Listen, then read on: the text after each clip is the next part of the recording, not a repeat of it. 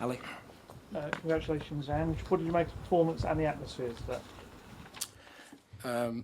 Atmosphere was incredible. Our supporters were outstanding today. Just, the energy they created, in the stadium right from the first whistle was just brilliant. And to be honest, I thought it helped us. In the first half, I thought we just looked a bit nervous and a bit edgy for sort of half an hour or so, and probably fortunate to still be in the game. We just, we're giving the ball away cheaply and allowing them to sort of, come at us. But at the same time, it's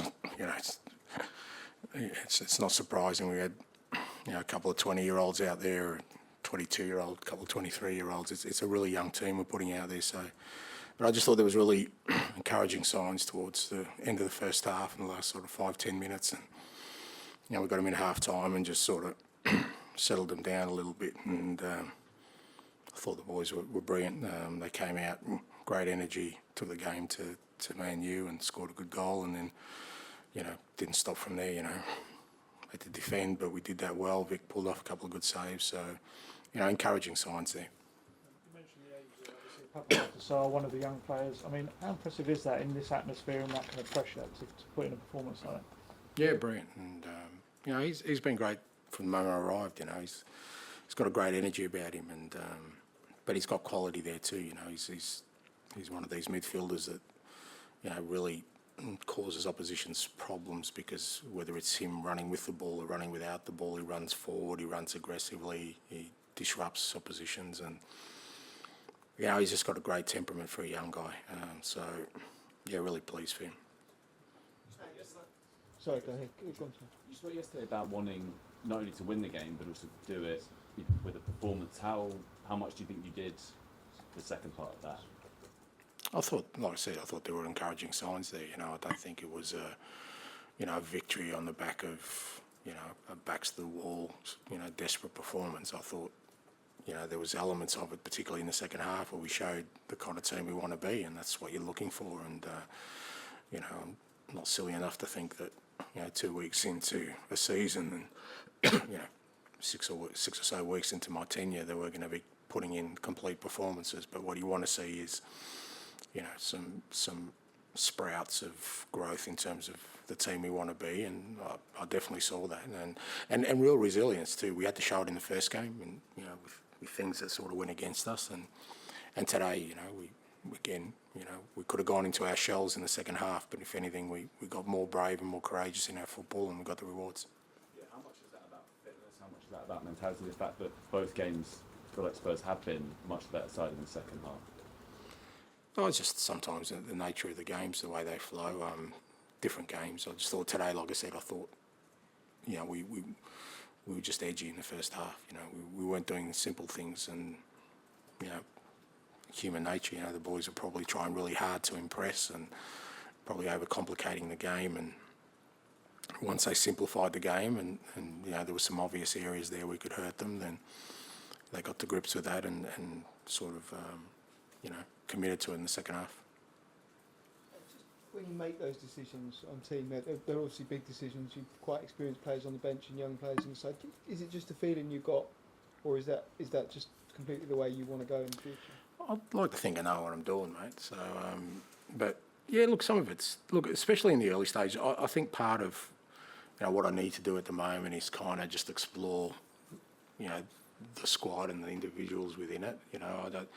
It'd be just silly of me at this point to sort of stick with some sort of formula in terms of team lineup, because unless I expose some of these guys to this level trying to play our football, I won't find out about them. So, it could have been very easy not to make any changes, because, the guys who dropped out, Emerson and Skippy didn't do anything wrong last week. They put in great efforts, but, I wanted to see Pape, I wanted to see Pedro, and there's others I want to see, and we'll use this without, disrupting the cohesion of the team.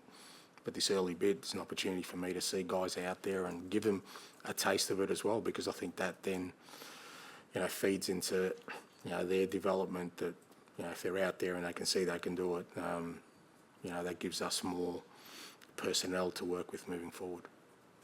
Ian? And I know it's a team game, but how did you feel personally about getting your first Premier League win under your belt? hearing the crowd singing your name?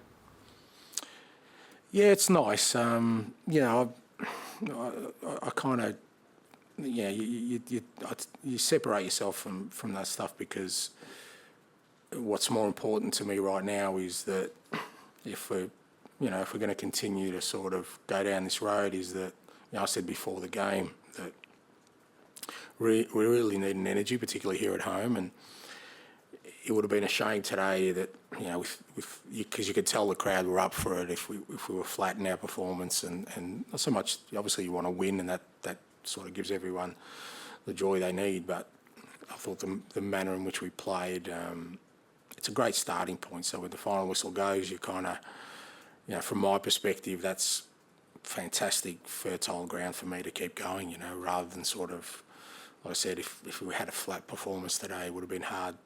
You know, we would have had to work hard. But at the same time now, that kind of, you know, leaves a fairly decent benchmark that we've got to match now, because that's the expectation that we go out there, and because we did it against a very good team today, we do that on a weekly basis. The success here helped the wider Australian game, how the Australian game is seen worldwide, do you think, given the high-profile nature of this job? I battle with that, mate. I really don't know. I really don't know whether we'll ever crack Australia. I hope so. I think the Women's World Cup was a brilliant tournament. I'm not watching any more of it. You know, like obviously the Premier League's always been the most watched league in Australia anyway, so now they have a vested interest. So it's great. But, you know, how much of an impact that has, I'm not really sure. But, you know, from my perspective, it's not just for me, I guess for other guys with, I don't know if there are too many with similar backgrounds to mine, but, you know, I've worked 26 years in the game. It's not that I feel I've earned this opportunity, it's just that I don't see any reason why I shouldn't be given this opportunity. So I think 39 shots today, it was incredible, end-to-end entertaining. How important is it to you to not just to win, but to entertain the crowd? Yeah, I prefer if more of the 39 were there our end than the opposition.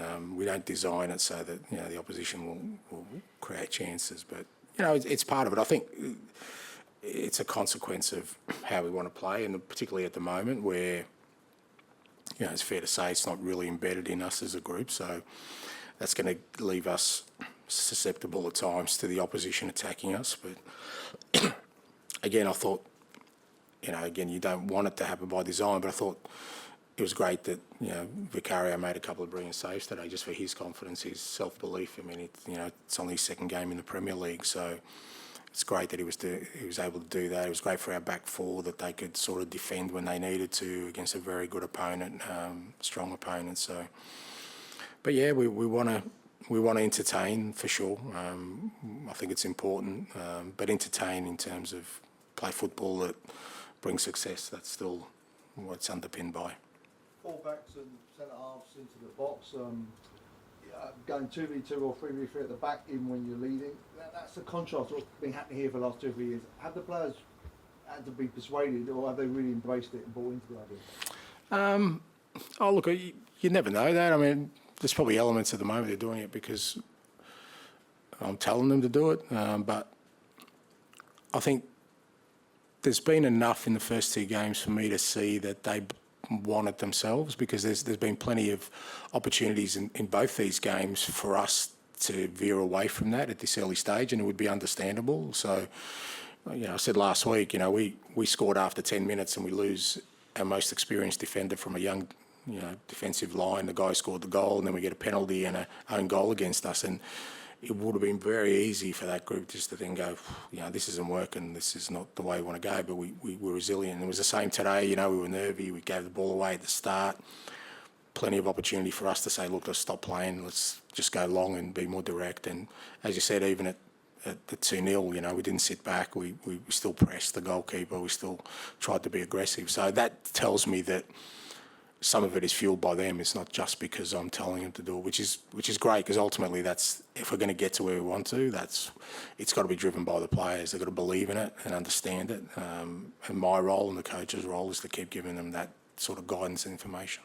Well, at the end, after you congratulate the players and seen the ref. And before you went to the fans, it just looked like you took a moment in the centre circle just to look around. What was going through your mind then?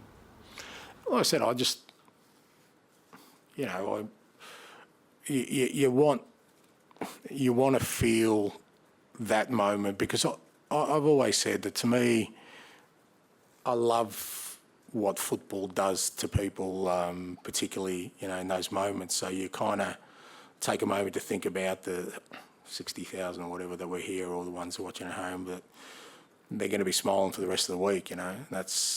I love that it does that, the game, and you know, for me, that moment's just about sort of appreciating that I'm pretty blessed to be doing what I'm doing and be in the middle of, you know, a stadium leading a fantastic football club, and then you start thinking about next week, mate. So, Thanks, guys. Thank you. thank you.